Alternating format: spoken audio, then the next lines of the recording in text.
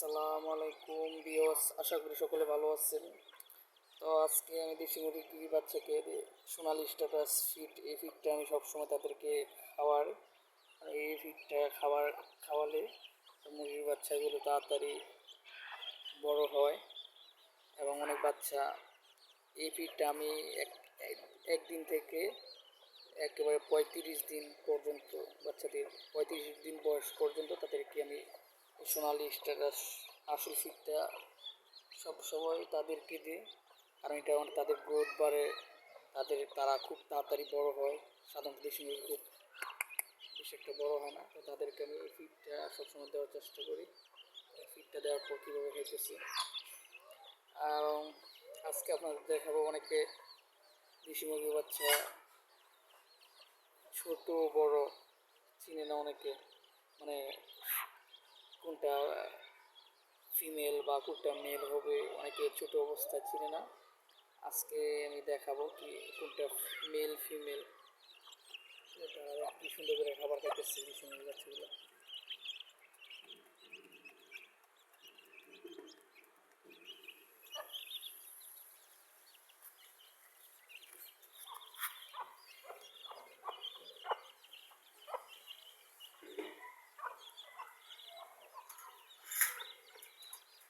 আজকে আপনাদেরকে আমি দেখাবো কোনটা মেল কোনটা ফিমেল, সহজে দেখাবো, চিনতে পারবেন। আপনাদের একটা মুরগি ধরে দেখাই, এই যে মুরগিটা, এই মুরগিটা দেখুন ভালো করে, দেখছেন?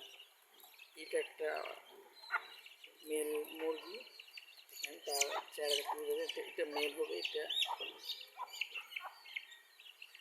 এই মুরগিটা মেল হবে।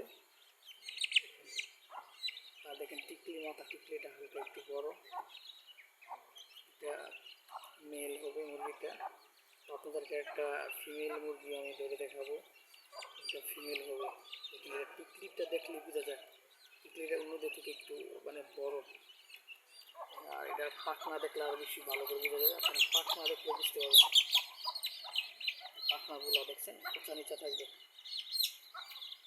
আচ্ছা, আমি আপনাদেরকে একটা, এই যে মুরগিটা ধরো, এই মুরগিটা দেখছেন, এই মুরগিটা 100% পিওর, এটা ফিমেল মুরগির বাচ্চা, বুঝছেন? আগেরটা ছিল মেল, এটা হচ্ছে ফিমেল। দেখেন এটা টিকলিটা একদম ছোটো, আগেরটা টিকলিটা হালকা বড় ছিল, এটা একটা ফিমেল মুরগি। তা আপনারা এই জিনিসগুলো যদি খেয়াল করেন তাহলে বুঝতে পারবেন কোনটা মেল বা ফিমেল। বাচ্চাগুলোকে আটকে দিলাম।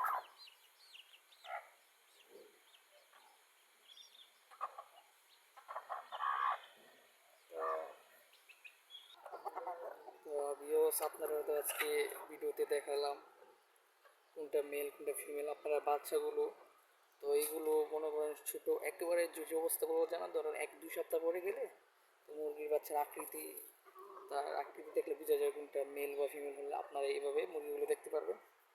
আর আমার এই যে বড় মুরগিগুলোকে আমি খাবার দিচ্ছি, তাদেরকে চাল দিতেছে। আর ছোটো বাচ্চাগুলোকে আপনারা 1 থেকে 35 দিন, সর্বোচ্চ 35 দিন তাদেরকে সোনালি স্ট্যাটাস ফিড দেওয়ার চেষ্টা করবেন।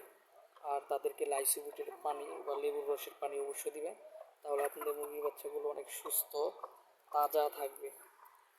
তো ভিডিওটি ভালো লাগলে চ্যানেলটা সাবস্ক্রাইব করবেন, আমার সাথে থাকবেন। সে সাথে সবাইকে জানাই আল্লাহ হাফেজ, ভালো থাকবেন।